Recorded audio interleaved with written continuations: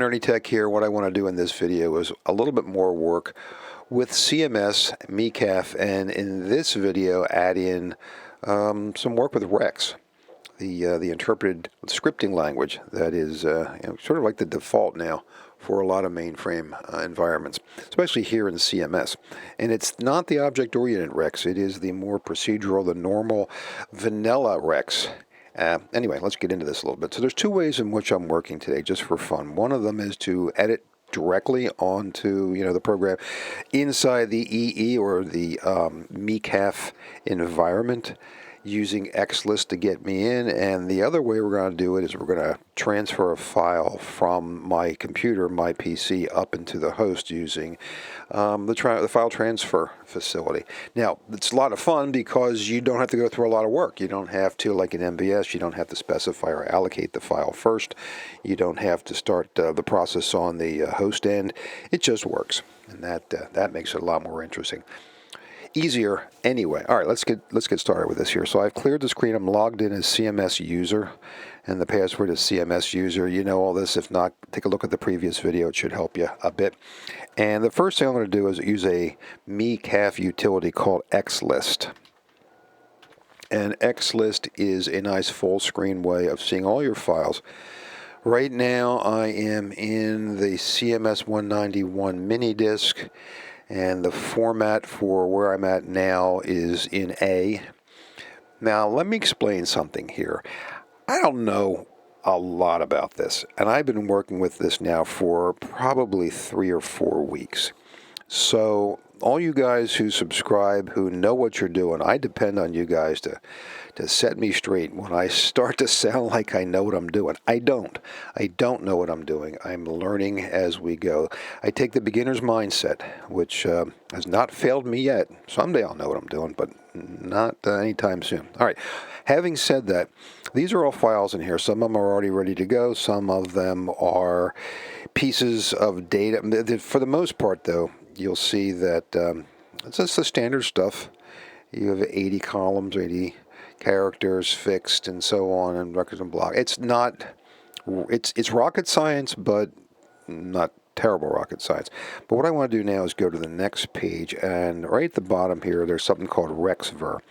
And I just made that a little while ago, fooling around with something, and I can get in that with F2. And all I did was create this little tiny program. I'm not even sure it works right, but it seems to, where I pull a couple of pieces of information up about REXX and what the environment that it's working in. And I won't go through the whole thing, but I'm using different variables here, and they get assigned some data from parsing something called source. And then I can print them out and make them look pretty. I'm using this environment EE, and the EE environment is very easy to use if you understand how the prefix style editors work. So yeah, let me show you real quick. You just go over here into this section and insert what you want. Let's say I want to insert one line. I just do that. If I want to kill a line off, I go like that. If I want to erase, if I want to copy and move, all that stuff is put in over here as what they call prefix commands. So I'm not going to get into the big tutorial on this because I have my cheat sheet with me. I've been memorizing it and things are working out well. The other thing that remember is use your insert key. So down here at the bottom you see I pop up, and that makes things a lot easier other than just writing over top of everything. So with the insert key on, it functions more like you would expect it to. That's pretty much it. Now remember in REXX, well not remember, but in REXX, like printf in C or print in BASIC or whatever, the word say is what puts output to, in this case, standard output, which is just to the screen. So I just typed that in using the EE editor. Let's go ahead and save that out of here. Just drop down this way, make it easy. And she says, all right, it's been written, everything is fine. Use the F3 as always to pop out of here. And then come out to here. All you have to do is just call it. You don't have to do anything. Just say call it without even the exe on the end. And it drops out some information about the environment that it's working in. What it is working in CMS, it's a command program, and its source came from REXX, which is the actual thing that I typed in. Not hard to do, right? I mean, I'm not telling you guys anything you don't already know, at least if you've been in the IBM style environment. Is it a little like Unix? Nah, not really. Is it like Music SP? No, it's actually not, because Music SP has a whole different way of approaching files. So it kind of lives in its own little CMS world. I like it. I think it is approachable. I know I'm making progress every day with it. Unlike when I started back in the pandemic days trying to learn MVS on my own, and it was a complete bust because it was so complicated. It wasn't until I discovered Moshix's videos that I even thought about continuing with it. So, well, anyway, 5 years later, here we are. So the other way of doing it is to transfer a file. And in CMS, it's really easy. Now, I'm using WC3270 as my emulator. Let me get a little sip here. Hold on. Yep, let's see what time it is. It's almost about 10 o'clock on a gorgeous Tuesday here in my favorite little office. And I'm going to head out in a while, probably going to hit in the mid-70s. Tomorrow, we're finally getting into the 80s, and on Thursday, it's going to be 90. And I'm headed down, as we say in this area, I'm headed down the shore. That's how we say it here in the area that I live. Okay, what do we do here to move something in from the client PC? All right, what do I do here? I've already created this file using Notepad. Let me drag her over. So here is Notepad. And this is another program that I found from poking around by a guy named David Alcock back in the 90s. Back in the 90s when I had a heck of a lot more hair than I do now. And this kind of expands on what I just did very shortly with my typed-in program. It does a lot more and pulls up a lot more information, all from within the library of available functions in REXX. And I created this. I put it in a little temp subdirectory off of my C drive on my Windows PC, called it rexver.txe or txt. Let me move this out of the way so now you know what it is and where it came from. It's easier to edit when you're doing something really involved, but I think it bypasses the learning process. All right, you're out of here. Go over here to File and just go to File Transfer. It says, do you want to do this? Sure. Now, you know what? Before I go too far, let me just say this. You just have to make sure you're at the command prompt in CMS. It's a little more difficult in MVS. When I was trying it in MVS, I kept trying to do it from within the, Rob's Productivity Facility, RPF. And of course, it wouldn't work. I had to back out to the command prompt. I had to get out of all the panels and get into just the meat and potatoes. Once I understood that, this is a long time ago, then I knew what I was doing. All right, continue. Do you want to send or receive? Well, you got to understand that send means to copy a file from my workstation to CMS. So I'm going to send. You put in the whole path. So it's the whole path, and you say REXXVER.txt. So that is the name of the file that I created using Notepad++ that I just showed you.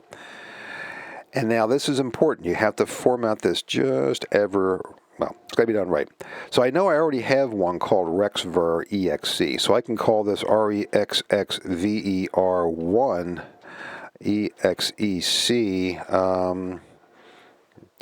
I think that should do. If it doesn't, it'll complain, and then we'll try it again. Let's go to the next one. It's going to be a VM. We're going to let it do the translation. We're going to keep. We're going to remove the carriage returns. Remap the character set, yes, because we're moving from the Windows environment to a code page 1047. Let's do that. It's pretty powerful stuff, isn't it? I think that's right, 1252. And anything else we need to do? No. No, no more options. Let's see if she'll work. Continue. Well, yes, it worked. How nice. Now, I've had this fail several times because it is very specific. If you're using WX3270, the nice GUI window environment, this series of terminal emulators, then it's probably easier. I like to do things the authentic way, and here we are. Notice here at the bottom, transfer complete. It's a very happy camper. So yeah, we should be there. Let's find out. So I'm going to type in XLIST, and I'm going to go down to the next page, and there it is, right there. REXVer1 EXE-A1, so on and so forth. Will it work? Well, before we do that, let's see what it looks like to make sure it came across properly.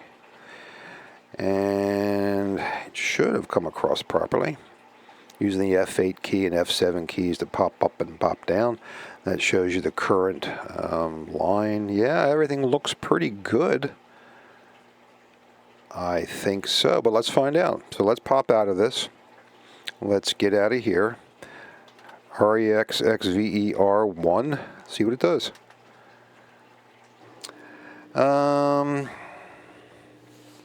Let's see. Okay. Yeah, I mean, that's exactly what it did. At first, it looks like the return from a man page or a help thing, but no, that's it. It says address return CMS version is BREXX, the date, the environment, the command REXVer, and it really kind of follows what I did with the one that I just typed in on my own. It tells you the information. More coffee. Hold on. Well, let's see. I'm about 3/4 of the way down. Sad. I need a bigger cup. That's what I need. So yeah, it worked as expected. I didn't know what it was going to do. I hadn't run this before, and it was from somebody else from back in 1998. But this is what I wanted right here. See right here where it said BREXX. That's what I wanted. I wanted just to confirm of what the iteration of REXX was that I was fooling around with here. So that is actually successful.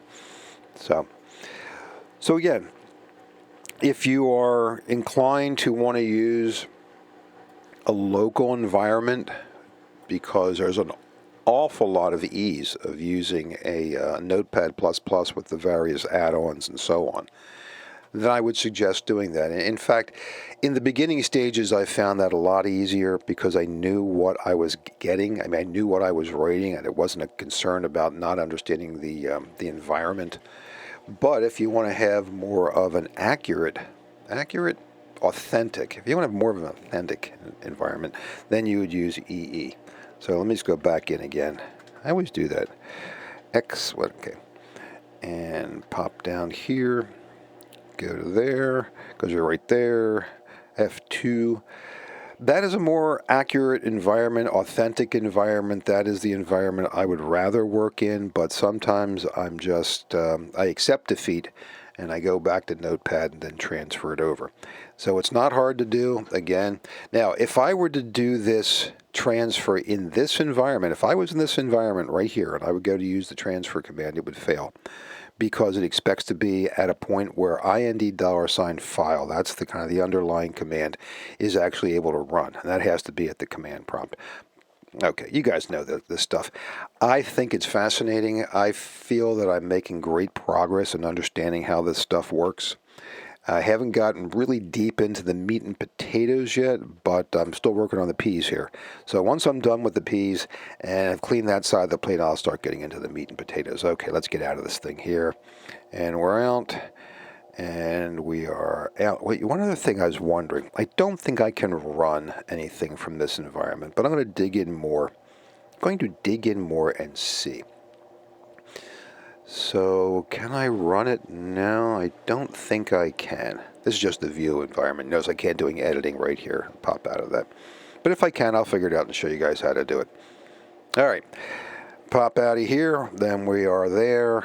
And for now, I'm going to log off because I am heading out the door, aiming my little dopey SUV north and going to visit some things, and I'm going to get back to this later on this afternoon after I'm done my travels. All right, let's log off, Everything is where it should be, and there we are. So thanks for watching. As always, I hope you enjoyed this background. I think it's a riot.